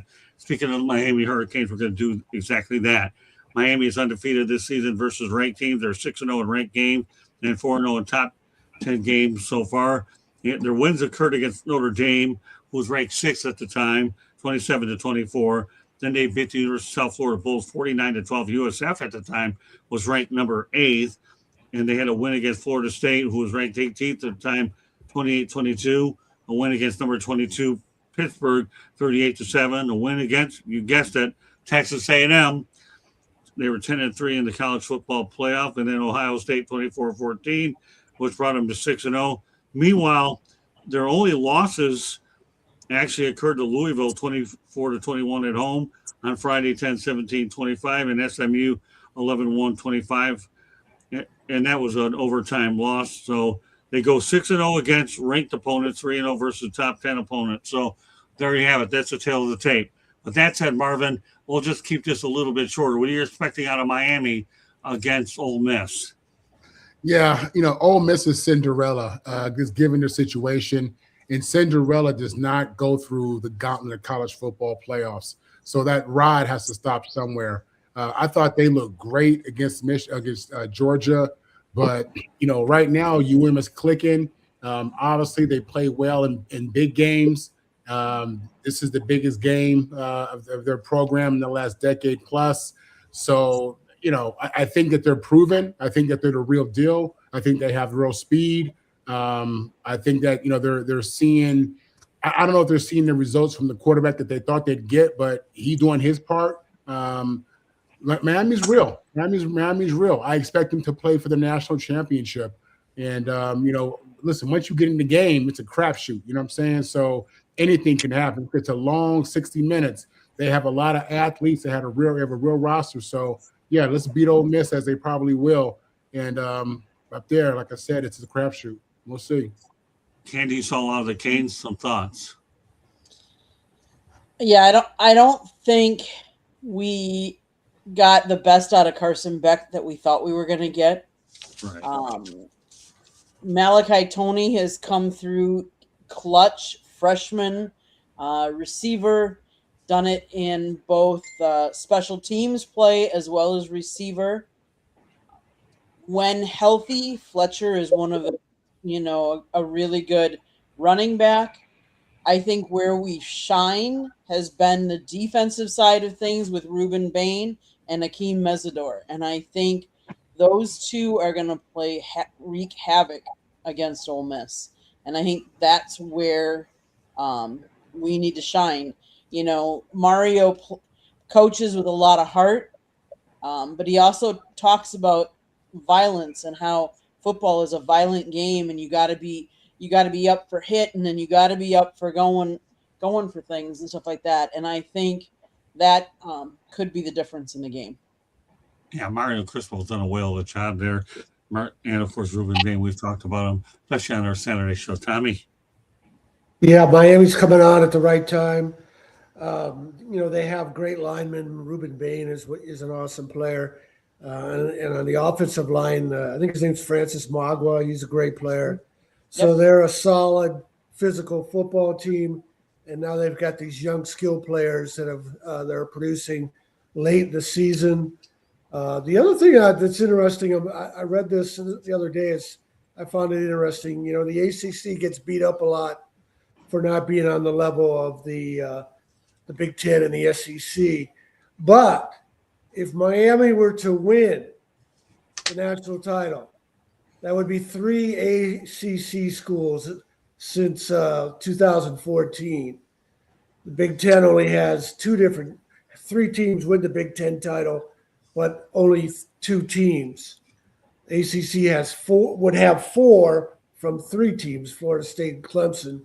Of course, the SEC dominates with Georgia, Alabama, and LSU.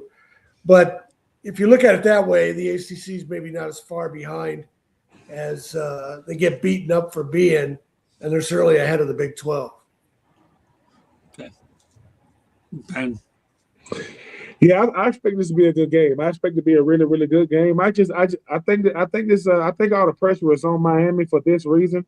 I mean, we forgetting that Ole Miss is playing without their head, so we forget the fact that Lane Kiffin is poaching these coaches that come over to LSU right now. Trinidad. I mean, when he got named after the Holy Trinity, huh? I will say this. As a guy that played college football in the state of Florida, I know how big Miami football is, not just to the state of Florida, but to the college football fabric. Right. Mario Cristobal is doing what everybody thought he was, he got hired to do not too many moons ago. I think that it's going to be hard to pick against Miami because that defense is lights out. But I think something that Marvin said, when you were Cinderella, man, you can't lose no matter what you do. You weren't even supposed to be here. What you doing here? How you get in here? Oh, I got an invite. For real? So I just I looked at, I heard I say how you talk about Trinidad when we first came on. When you were underdog like that, when nobody wanted you, when we went to Ferris State, 2-time Division II national champ, that's an underdog, Caleb Williams. For those of you who didn't see what Caleb Williams said, when nobody believed in me, you won the Heisman. You were the number 1 overall pick. Stop it. What are you talking about? Anyway, I just think that with a game like this is what college football is about. You got a blue blood in Miami. Now, they haven't been to the Natty in a while, but they still Miami. No, they're not the Miamis of now somewhere Michael Irvin, got his belt beating on something right now. And that's no bigger Miami Hurricane than Michael Irvin, but I think this is what college football is about. When people kept saying, what does NIL mean to college football? This is what it means to it. This is how Ole Miss can compete without their head coach. So I think it's going to be a really, really good game. I think the longer that Ole Miss stays into the game, it favors Ole Miss. But I think Miami is playing for something different, so it's going to be hard to go against the Canes, and that's hard for me. I mean, I'm an orange and blue guy. I know they orange and green down there in Coral Gables, but Miami is legit. Carson Beck, Miss Candy, you said it.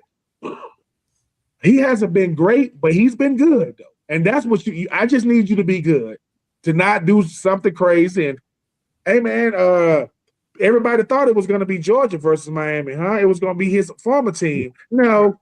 Ole Miss sent them home. So, hey, I think it's going to be a really, really good game. Trinidad versus Carson Beck. You talk about tradition versus an upstart. Because outside of what Hotty Toddies, Archie Manning, Eli Manning, that's all I really know about 18 miles an hour in Oxford. Ain't a lot going on in Ole Miss. I want to say that in Oxford, the Italian restaurant is called the Italian Restaurant. That's what it's called. That's the name of it. Go get you some spaghetti. So, I'm gonna go with the Canes though. I think that Cristobal understands how important this moment is, and with NIL being what it is, sometimes the best team is gonna be the team that spent the most money, i.e., Indiana this year. So, but shout out to them Canes, man. They got a shot to get back to the national championship. And I know for all guys like Jared Payton, played against guys, like Jonathan Vilma, Sean Taylor, Kellen Winslow, guys like that.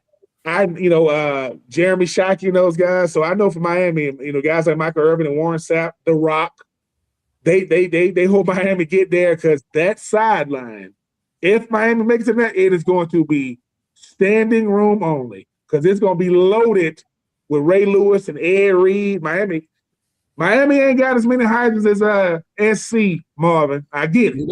They don't. No. Nobody. But when it comes to Hall of Famers, they add them to the list about every other year. So shout out to them Canes, man, getting it done. Well, Ben, just to be clear, they don't, not the same. USC has 14. No. That's what I know. I'm just talking about stars. I didn't say Heisman's. No, we don't play those games. We know that SC is in Pasadena, LA, and we know that USC is in Columbia. We know. Yeah. We know. Okay. I'll tell you what, Steven has you guys your own show, and I had to create something like that with Mel. So now I know why Steven's getting all these incredible ratings with the YouTube guys going at it. Unbelievable stuff. Steven, some thoughts on the Miami game? Miami, Ole Miss. I don't really think it matters because I think Indiana's going to want to winning it all. Honestly, okay. I love, I agree with Marvin. The Cinderella story with Ole Miss is great. It would be absolutely awesome for them to make it to the championship game, being the fact that their head coach decided that he was just going to take a walk and go to LSU and get paid more money. I think that would be the ultimate, middle finger to, coach to the NCAA, all of it. That they need to change stuff like this. So we never have to have this conversation again. But I think when you look at it, I think Indiana is the most complete team. If there's any type of Cinderella story, that when is the last time Indiana has won a national championship in football? Have they ever? No. Okay, so if there's a real Cinderella story, it's Ole Miss and it's Indiana. I would love to see that matchup. I don't think Ole Miss continues their season after having to go face off with Miami. I think if you're writing a perfect novel to this, and the NCAA can craft it in whatever way. They want Indiana. They want Miami. That's the matchup they want. We'll see how it plays off.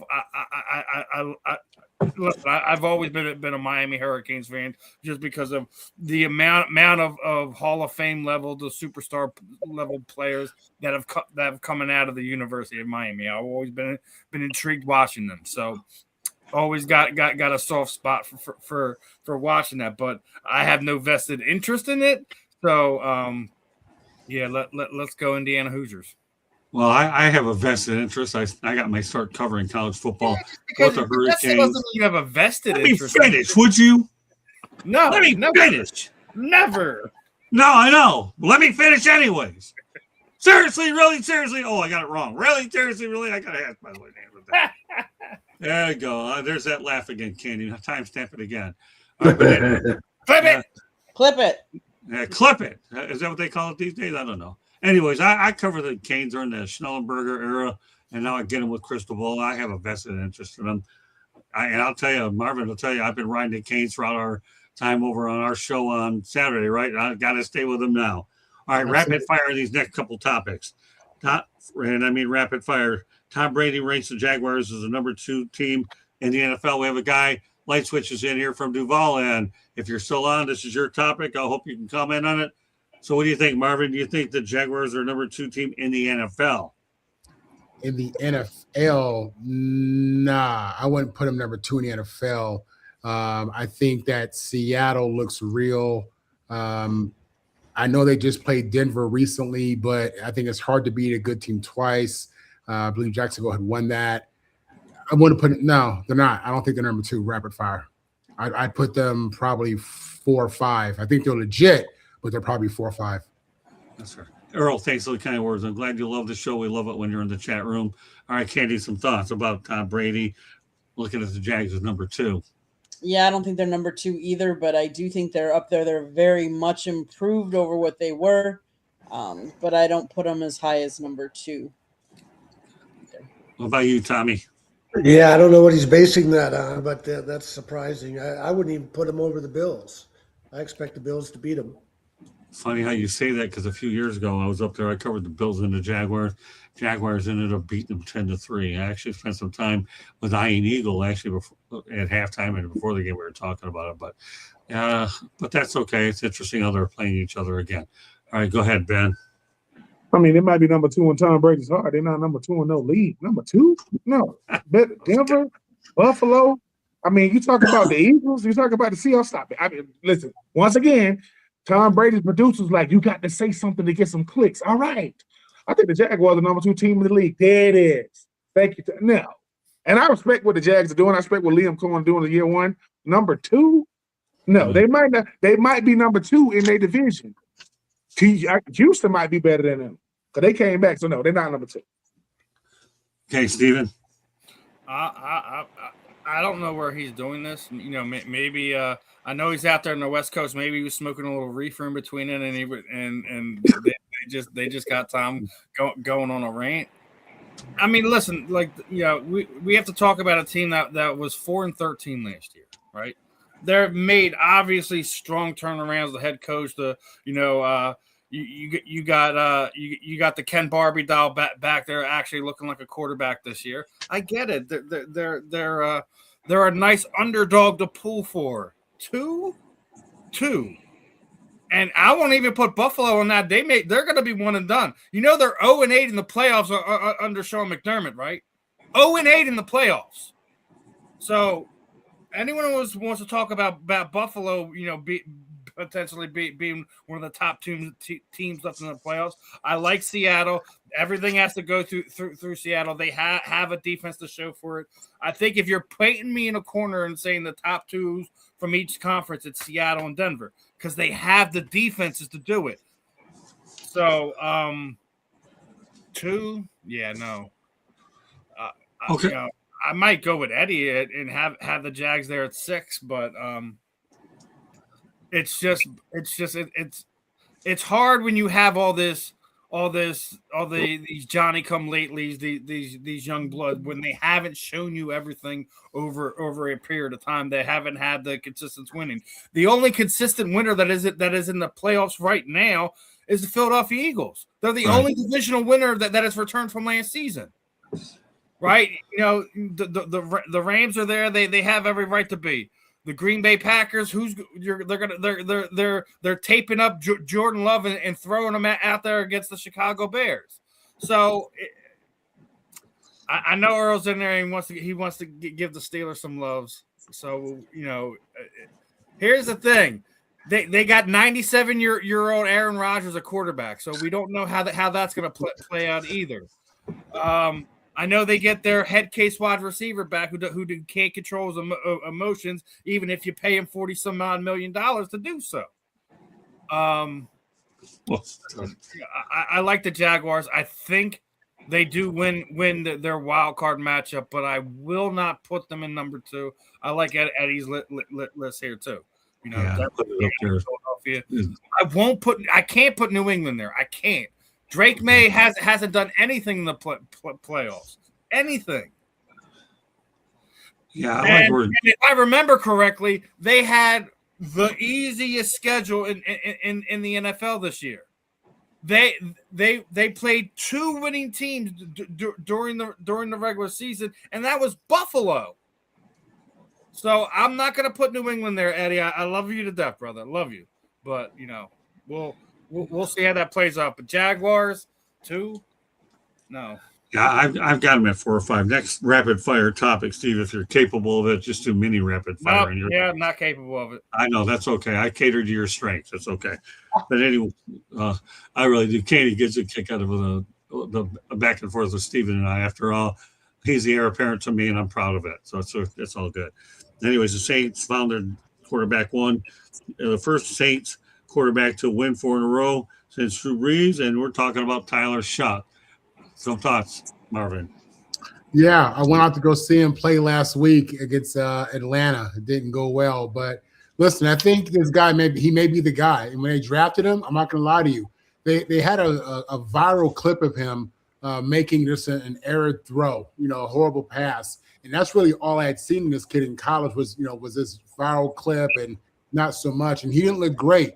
This kid's a gamer, man. Athletic kid, tall kid, out there throwing 300-yard games against Ben's Titans. This kid absolutely may be it. He looks like he has the stuff, man. I like to see him how he came back second half of that Tennessee game. I'd like to watch him as he's come out of a little adversity. He has some tools out there. I think the Saints have found their man. Yes. Katie? It's always hard to say on these new rookie quarterbacks how they're going to perform, especially knowing that they have different coaches. NFL is a different game. But yeah, I think there's potential there. What about you, Tommy? I think the best thing he's got going for him is he played for Jeff Brom in Louisville. So he came into the NFL better prepared than most college quarterbacks, and it looks like it's paying off. Ben? Yeah, I think he is going to be the guy. I think he had a lot of unfair criticism because everybody thought that Shedeur Sanders was going to get drafted. The way he got drafted, he went to a team that, didn't really have a lot going for him. Alvin Kamara was hurt all year. Tyrann Mathieu retired before the year started, and Kellen Moore, he got a brand new head coach with Kellen Moore. But he did what he was asked to do. Every game they won was because he played well, and every game they lost, it wasn't because he didn't play well. So yeah, I do think once they get some guys around him, yes, they finished 4th in the division, but the Falcons, the Bucks, and the NFC South winners, Panthers all was 8-9. So so 3 teams tied for 8-9. So yeah, Tyler Shuck is going to be a guy that I think is going to be able to make some noise. I just think you got to get some players around him. Chris Olave did go over 1,000 yards. I know he didn't play in the last game of the season. Tyler Shuck is saying, look, man, all I did is got drafted, did the best I could with what I was given, and he wasn't given much. But guess what? You know how he's a good quarterback? Who's picking first in the draft? Oh, that would be the Raiders, because everybody thought it was going to be New Orleans, right? Even though you're a bottom feeder in your division, but it's not because you didn't play well. I can get behind a guy like that. Hopefully 2026 will be much different than 2025 for him, because they're going to hopefully give him some weapons in the draft and in free agency. Steven? Again, I'm going to go kind of like right back to where I was with the last one. when we were doing these lists. Like, we can't, like, listen, it's 1 year. How are we sitting there saying anybody has filled the heir apparent role for Drew Brees? Because no one's been able to do it yet. No one's been able to sit there and say that, that they've officially fixed the quarterback problem that down there in New Orleans. Try to bring David Carr in, he wasn't the answer. Like, he went there with shoulder problems and basically stole money from them, if you want to ask me, for all intents and purposes. Not to sit there and say that he can't or won't, because I've been trying to make sure Kellen Moore doesn't get fired after 2 seasons, just because the turnover rate of head coaches is extremely high, and then when you have that situation with quarterbacks, you can't build any trust or rapport with them, because then the coach that you come in, they want their guy, not the guy that before had him, and then you have these quarterbacks running all over the place that don't get any real structure when you're being built up. So I'm not going to throw this kid under the bus and sitting there and say he's terrible, he's garbage, or anything like that. But like what you've seen from him the first year, we'll have to see what the sophomore year looks like, and hopefully they're able to get some more pieces around them, keep them upright, get a little bit better on defense, and who knows what the New Orleans Saints could be next year. But I'm pretty sure that as long as Kellen Moore's the coach down there in New Orleans, that he's probably going to be the quarterback for the New Orleans Saints coming into 2026. Right. And you know what, Stephen, I'll add to that. The only thing we're talking about relative comparison is 4 in a row, and the last guy to do it was Drew Brees. Derek Carr, yeah, he definitely walked in there and stole a few bucks. And the best thing that Schalke has going is Kellen Moore, for sure. I really like Kellen Moore as a coach. And when you have a coach and a quarterback, head coach quarterback combo, I think you're all right too. We have one more topic, maybe 2 to go. The Miami Dolphins are expected to release Tyreek Hill once the season ends. All right, Marvin, what are your thoughts about them releasing him and where he could end up going? Listen, Tyreek Hill, it's a situation where the Dolphins have to clean house. He's had some incidents, and he's had a couple of media failures, if you ask me, just things he posts and he displays. Listen, if the guy's healthy, he's explosive. And I mean, he's different type of explosive. So any other team can use this guy in regards to what he can do on the field. The issue is, you wonder, do you have the beginnings of an Antonio Brown type situation? Have you had that, but the coaches have done a good job keeping it on the wraps? He's had some things go viral, which I don't think are a good look. And again, him leaving, it doesn't surprise me. Just seeing how I think they need to fix a lot of things. But if he got his mind right and he's focused, there are 31 teams that can use him, including my New York Jets. But the question is, do you want those headaches? Do you want a repeat of what you've seen already? Because people show you who they are. Just look at their past. And I know people change and people evolve and all that, and I believe in that. I do. But some of these people, man, some guys just can't get right. And I wonder if Tyreek Hill's a guy who can't get right. Yeah, the only thing I'll say to this is this. If he has any sense at all, and I don't know if he does, the only place he should go back to is Kansas City with Andy Reid and forget the rest. Andy Reid could tolerate him, and Andy Reid and the Chiefs could probably use him, considering the fact that they're not in the playoffs. We'll talk more about the coaching situation next week as well on Inside the Fix and Candy. Yeah, Tyreek, Miami is a dumpster fire right now. They have so many problems, so many issues. It's kind of surprising that McDaniel is still coming back, even though I believe they fired their GM. So I believe Chris Greer is out. McDaniel is still in. Tua is saying he's open to, going to a different team. Tyreek, I don't know if it's just a change of scenery that he needs. I could see it being hard for him, but I think he needs to go to a place where he could be very disciplined. I don't know that he would welcome that, but I think that's kind of what he kind of needs.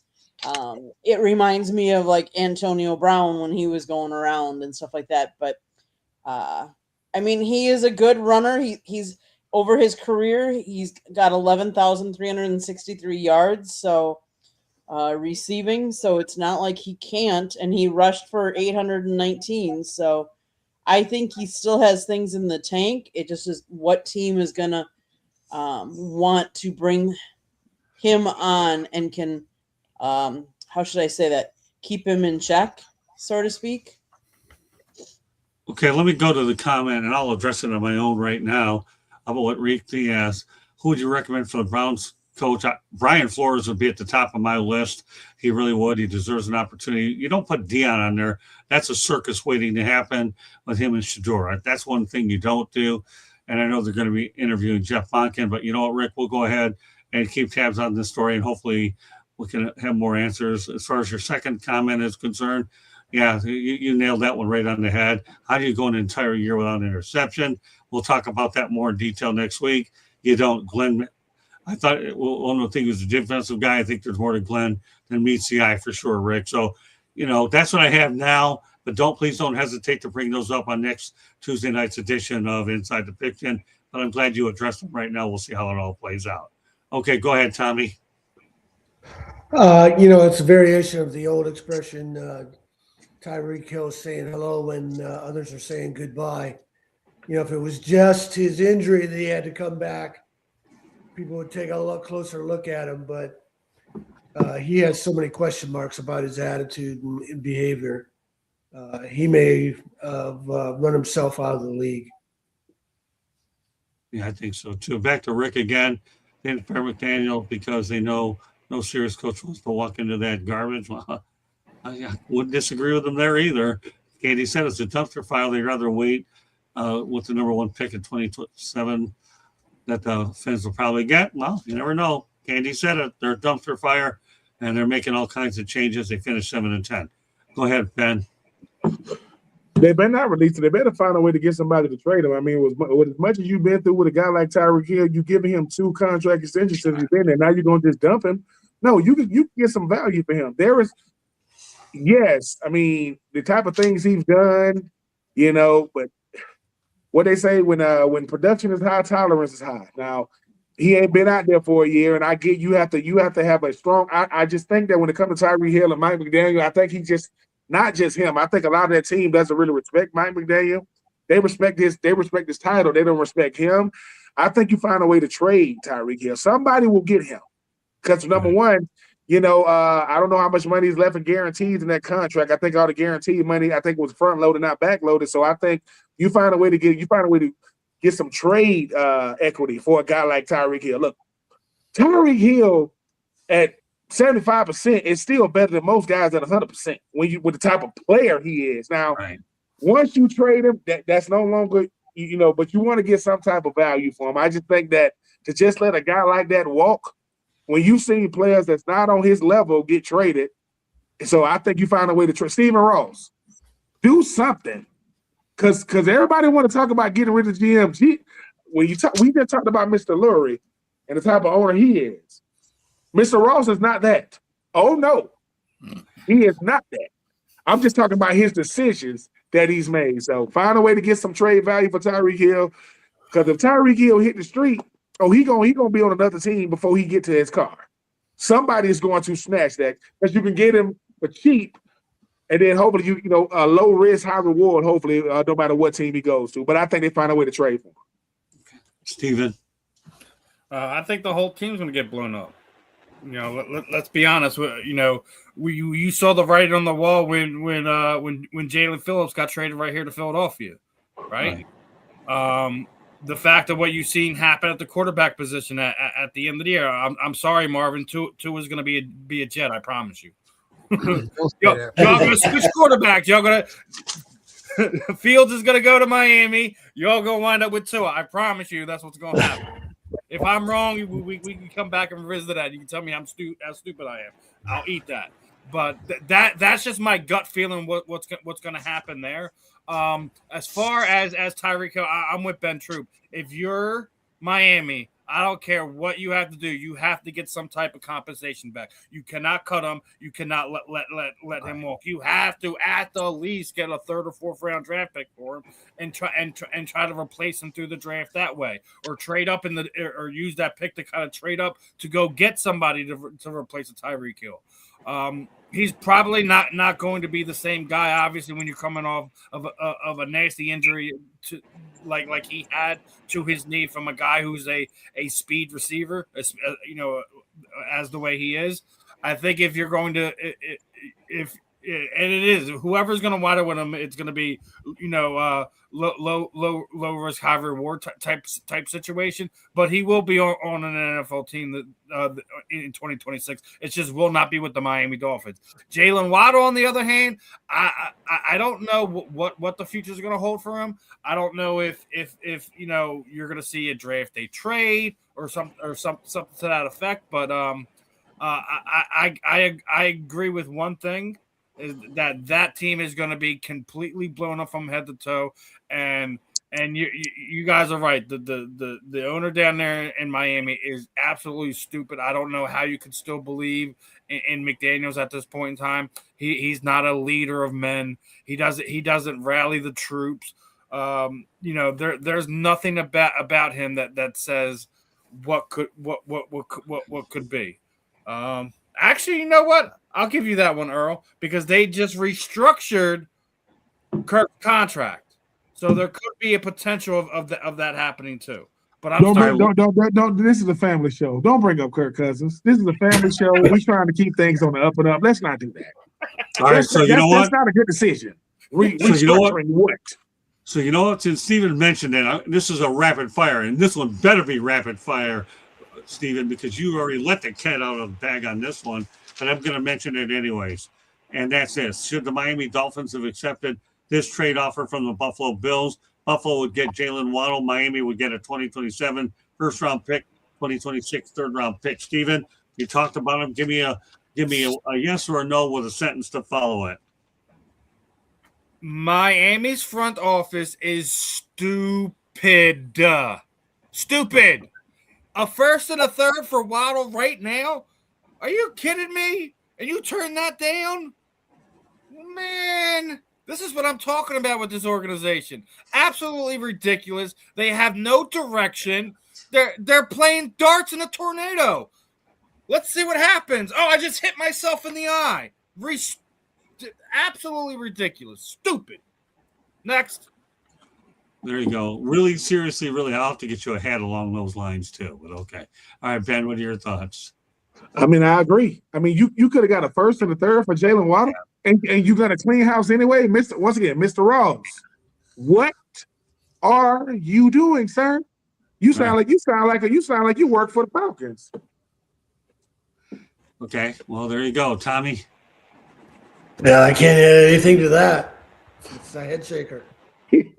Candy. He does not know what he's doing. A 1st and a 3rd for Waddle. You definitely every day of the week take that. Marvin. Yeah, listen, he's an explosive player, really a great speed, but yeah, that's too much value being offered. The reality is they trade quarterbacks for less than that. So yeah, they should have taken that offer. Yeah, that's a trade that should have been made. But you know what the best part about this rapid fire topic is it gives me a chance to have Tom Shanahan talk about the Shanahan Report. Mr. Shanahan has now become a writer for us as well. So you can see his content, South Florida Tribune, under contributing writers, right, Candy? So Tommy, go ahead, give us a Shanahan Report. And he will be on tomorrow night's edition of the Sports Exchange, right, Tommy? Yep, Tom Shanahan .report, Twitter, Shanny4055. Got a story on my website, and it'll be on South Florida about Trinidad Chambliss and his journey from Ferris State to Ole Miss, and how it overlaps with Gideon Smith, who was the first black who came from Hampton, Virginia, son of a slave, first black player at Ferris State, and Trinidad Chambliss walked in his footsteps. And then Eric Marshall was from Oxford, Mississippi, couldn't play, for Mississippi back then because of segregation. Rode Duffy Doherty's Underground Railroad to Michigan State. He was always a backup to Jimmy Ray and Steve Jude, but he was a part of those great Spartan teams. Great stuff. Okay, well, you know what, Eddie? A lot of people don't want Raheem Morris or Jim Schwartz. I have a feeling no. Morris will wind up somewhere, but his head coaching days are over with. That's for Jim Schwartz. He could end up being the coach of the Browns. We'll see. All right, Ben, let everybody know how they get a hold of you. I don't know how you get a hold of me on X anymore because I've been hacked 3 or 4 times, so I don't really know how to. But at BenTrueB84 on Instagram, you can follow me on Facebook as well at Ben Troop or Troop Talk. And look, just keep listening to me on the Fan in the End. Myself, Marvin, Steven, just being troopers around the corner. I get to talk a little trash about about college football, all things college football, culture, traditions, thing around it. And my website is www.idonthavawebsite.com. But you have a great hat. All right, go ahead, Steven. Love that hat. Someone was asking about I think Earl was in there asking about a book, and Ben isn't writing a book. He already wrote a book. But as far as me, it's really simple. Type in my name, Steven Rochelle, Facebook, Instagram. It's always the same. On YouTube, on TikTok and X, it's Steve Sports Talk 1. Again, you can always find me here on the South Florida Tribune every Monday for the J&S Philly Sports Stop. Every Tuesday here on Inside the Pigskin. Wednesday it's me, Ben, and Marvin for the Fan in the End. We got another fun interview coming this Thursday because we're actually going to be talking to former Miami Hurricanes linebacker Mr. David Gilbert's going to be joining us. Saturday, I'm going to be talking to BKFC fighter Josh Oxenworth, and next week we got Phillies pitcher Tommy Green on for a special show of Real and the Rare as well. So keep it locked in here, my friends. Like, subscribe, share. Make sure you're showing us love. Do not miss on all the content we have here. Great stuff. See, you makes your job a lot easier, Candy. Great stuff. All right, we'll go to Marvin, and Candy takes us home. Social media, Marvin Powell III, Marvin on the mic. As Scott has already said, Scott and Steve, you can catch me here with the South Florida Tribune Tuesday evenings, Wednesday mornings, twice Wednesday evening, and then Saturday morning. You can also catch me with Bucks, Jags, Kings, and Nets roundtable as well. Love doing this stuff with you guys. Yeah, we're on a couple more too. By the way, Ben, it's great to have you on for an entire show, man. It was awesome, man. You nailed it. You're our hero tonight for making it on all night, Ben. What can I say? Man, I'm with the squad. I mean, we got the Rolls Royce right there in the right corner. We got Marv, we got Tom, we got Steven, we got yourself. Hey, listen, whenever I can be here the whole time, I'm here. And listen, and whoever invented Wi-Fi, wherever you are, when I catch you, I'm gonna beat the hell out of you. Because me, that is good. Anyway, Ben, it's great to have you, man. I'm glad yes, you're sir. on my team. Humble to be with the best. Humble to be with the best. I'm glad you're on our team, my team, Ben. I'm telling you, there's a spot for you in the next book I'll be writing. All right, Katie, take us home. South Florida Tribune Publishing Company published a book, Lessons from the Microphone, Tuning into the Enduring Wisdom of Visionary Leaders. It is written by our host, Scott, the Motor City Madmouth Morganroth. It talks about his 40-plus years in the media business and how it has evolved, old school media versus new school media. Get your copy today. It's available on Amazon, Barnes & Noble, Kindle, Google, and Apple Books. There's also a link on our website, www.southfloridatribune.com, where there is a plethora of great content. So go check it out. If you like to listen to podcasts, you can find us wherever you get your podcast. But most importantly, if you see that red subscribe button in that lower right-hand corner, click it, like us, share us, and then turn on your notifications so you're notified every time we go live. One last plug. If you like listening to women or chicks talking sports, go over to the Chicks Podcast YouTube channel. Tuesday nights at 7:30 before this show, I join the chicks and we all talk sports. So go give us a subscribe too, please. Well, Marvin and I can be busy the rest of the week. I get him on the Sports Exchange. I get Steven and him on No Limit tomorrow. And of course, we have our big killer show on Saturday inside the Pigskin. That does it for us. So thank you very much for joining us. And yes, Marvin, you are a GOT, greatest of all time. I'll vouch for you there, pal. Great stuff. Salute to you, Rick Diaz. Hope you're subscribed to our channel. If you haven't, please do so. You'll know the updates that you're a superstar tonight. Much appreciated. God bless everybody. That does it for us tonight on Inside the Pigskin. See you tomorrow night with all new programming. Good night, everybody.